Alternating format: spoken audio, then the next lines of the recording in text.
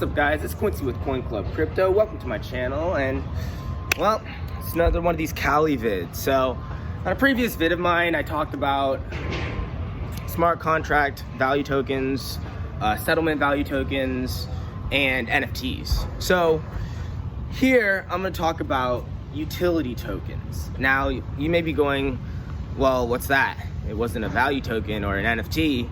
Well, it can sort of be kind of both, but what a utility token is, and I like to sort of use this example, a Chuck E. Cheese token is a good example of a utility token. The token has no value of its own, and it doesn't really mean anything, but within the context of the environment that it's provisioned in, it can do whatever, aka a Chuck E. Cheese token being able to be cashed out for, you know, playing a video game or playing some foosball or whatever that may be. So the thing about utility tokens that's quite interesting is, and ignore the chainsaws and the landscapers again, it seems like this is a constant thing every day. Anywho, the beauty about utility tokens is they're really gonna allow you to bring a whole nother level of automation that's not inherently based off of payments. So what's a good example of this? Well, we have the Chuck E. Cheese example, but let's take a more applicable example. You know, I bet no one watching this here is probably going to be taking their Chuck E. Cheese tokens and talking about how you can use them as utility tokens. So what's a good example? Well, look at it this way, right? Hotels. Now, most hotels you go to, the key they give you is a little card. So what you could do is you could actually, and let's just use an NFT for this example. You can actually create an NFT of really any sort of object, take that hash and scan it onto that card. Now, that NFT can act as a utility token by basically giving you access to different parts of the hotel. So let's say that key can not only give you access to your room, but it can also give you access to breakfast. And maybe it doesn't only bring you access to that breakfast. Maybe you could take that same card and go to any hotel wherever and be able to walk in and be able to, or it could be whatever. But the main gist of it is the fundamental use case of the token is entirely for some utility. So whether it's a Chuck E. Cheese token that you cash out for games, or whether it's a special permission tokens that you use at a hotel, or it could be a password token or security token that you use to log into things, the entire portion of the entire point of it is that you're able to get this granular level of utility with this token that's not linked to some form of abstract value, or even linked to just it could be this contrived token. And that's the thing, it's kind of what makes utility tokens is I can sort of just make it up for anything. So if I wanted to create a utility token that was my key to my house, well, there you go. It's a utility token. As long as I'm able to execute that token and use it in the environment, I'm able to have essentially a house key. That's a utility token. But it doesn't just end there. There's so many different use cases for utility tokens. And the thing that I think that people aren't going to see is utility tokens aren't going to be the technology to get rich in, all right? You're not going to buy and hodl utility tokens, but it's going to basically create a whole new domain of enterprises in which companies create utility tokens. They create them, they implement them into certain environments, they do automations, they have permissions, they do whatever. And it's a weird space because nobody's really talking about these. When they talk about tokens with utility, they typically talk about cryptocurrencies and their features. And yeah, sure, that's cool. But one thing I'm trying to get us to do is break out of just the cryptocurrency, just currency. There's crypto everything. We can have crypto utility tokens, cryptocurrencies, we can have crypto identities, we can have crypto equities, we can have so many different things. But I want us to move just from the currencies onto what those different things are. And my two biggest things that I like to look at are smart contract ecosystems and NFTs. And honestly, utility tokens fall right into that. So here's an example. Let's say we use Zinfin as an example, XCC. And I wanted to create a special type of utility token that would, what's a good example of that I haven't used before? How about that? What's a good example that I haven't used before of a good utility token? Oh, here's an idea. So what you could do, and this actually is kind of interesting. What if, and this, let's just act like, you know, we're in a new universe right now. I already know somebody's gonna go, but there's a card that doesn't have that. Let's just act like it does. So let's say, you know, in the future with electric cars, you can essentially pair NFT identity tokens to your car. So sort of like you would use a key to get into your car, you could have a utility token that can be used as a method to get into your car. Now, this isn't just a method to get into the car, this isn't just a method for getting into the car and starting in the car. This is just for getting into the car. Now, this is important because let's say in the future where you have this, this car that can take this NFT for people being able to get in. Well, what if you're able to integrate that into an app like Uber? So if you were an Uber driver and you were an Uber, rider, when you come up to the car, the Uber driver doesn't need to open the car door for you, and all you need to do is just scan your phone with the NFT to prove that you are you. Now, one, this keeps random people getting into random cars, and this keeps, riders getting into, someone's random vehicle, and the vehicle driver, obviously potentially missing a ride because they took somebody else or whatever it may be. So what ends up coming with this is you get security and convenience because, well, both the rider and the driver get the security of not basically engaging with somebody they weren't supposed to engage with, but they also have the convenience of basically allowing who can and can't have access to their vehicle.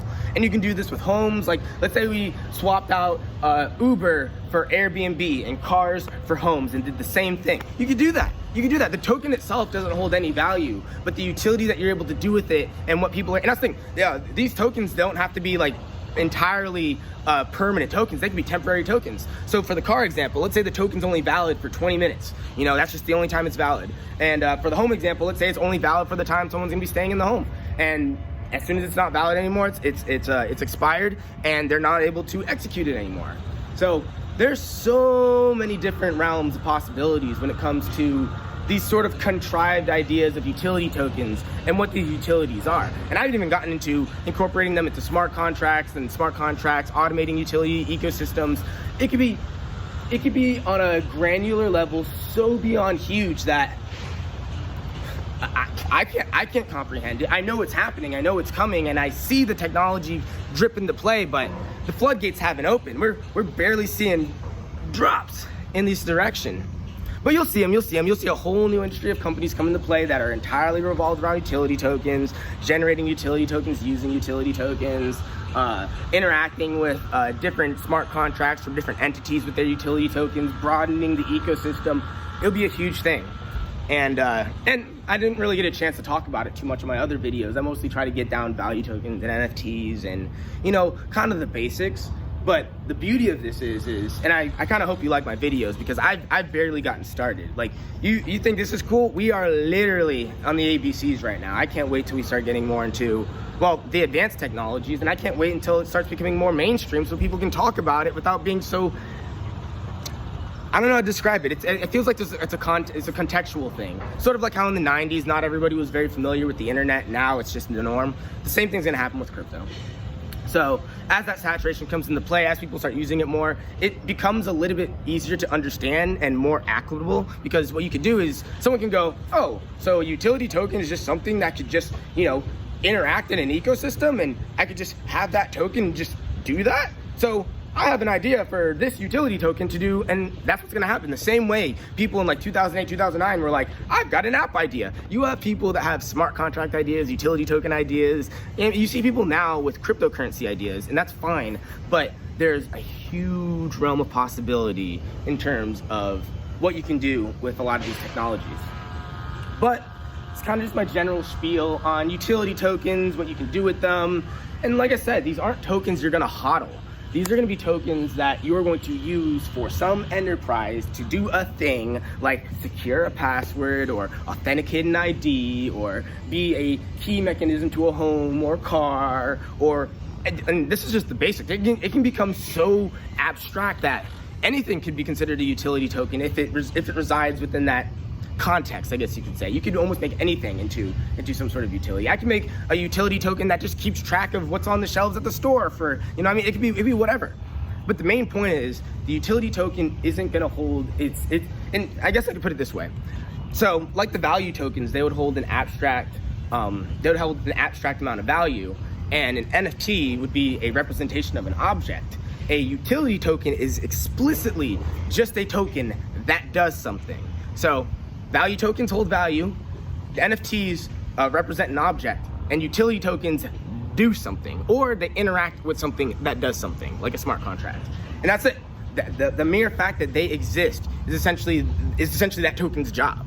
Because like I said, a Chuck E. Cheese token, well, Chuck E. Cheese token, its job is to exist and be used at Chuck E. Cheese. So if I wanted to create a Quincy token, and let's say I created some like amazing Quincy token, and in order to watch my videos, you had to, pay 1 Quincy token. That would be a utility token. And that's the thing, like I don't need to, I could, sell them or whatever. I could generate them. I could create a method and how, like maybe I created a way to where you have to follow me on Twitter to get the tokens, and then you can watch me on here. Or maybe I create a whole another segment where you can watch my YouTube videos for free, and then I can create a utility token that essentially, if you watch so many of these videos or whatever, you can go access another set of videos, whatever it may be. The whole point is the token itself isn't value and isn't an object. It is an abstract idea that can interact with the broader ecosystem. And in doing so, you can put forth automations, put forth tasks, goals, tools. You can put a lot of different things together with these things. And it's really just a new way to evaluate technology and a new way to sort of look at how this technology is going to go forth in the future with, well, kind of coinciding with the technology we have now. So before I end this video, what's an interesting idea of what a utility token could look like? Just for food for thought. How about passports? How about IDs? So you could have a utility token that's your identification, and the entire utility of that token could be to identify you, to prove you are you. If I look at this token and I compare this token's, if I look at this token, is this token you? If it is, cool, it's utility. And like I said before, that token itself isn't going to have some abstract value to it. It's not representing an item or anything. It's just to authenticate you. It's a password. I mean, you could look at it as an NFT, and you can look at it as a representation of an ID. But the thing I'm trying to get a hold is, let's say you wanted to take this, digital passport, digital ID, and you wanted to programmatically sort of filter people through. So let's say you had a no-fly list, and instead of having an actual list, what if you just have people scan their NFTs, and if the NFT is on the no-fly list, ding. And that's the thing. The big thing with that is you get no misunderstandings. Actually, I had a friend who had the same name as somebody who was on a no-fly list, and they got detained at the airport. And it's not like a thing that happens a lot. It's just something that can become more efficient than what we already have now. And it can be incorporated into a broader ecosystem. So if we had passports and IDs on the blockchain, other countries can have passports and IDs on the blockchain. And it can be easier to authenticate cross-country. It can be insane. But just for food for thought, so you can get a general idea of what utility tokens can be used for. And, we'll see you on the next one.